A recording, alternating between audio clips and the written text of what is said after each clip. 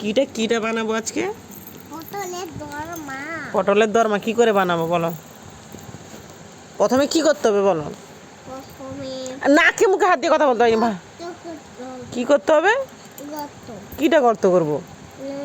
পটলটাকে বৃষ্টি বের করে হ্যাঁ তার ভিতরে একটু বাদাম পোস্ত পনির ঢুকিয়ে হুম তার মুখটা আটা দিয়ে একটু আটাটা চ্যাপটা করে হ্যাঁ কম করে হ্যাঁ তার মুখে লাগিয়ে দিতে হয়, ভাজতে হয়, দিয়ে দিয়ে সেগুলো উঠিয়ে দিতে হয়, দিয়ে খেতে হয়। ও দিলে পটলের দরমাটাও খেতে হয়।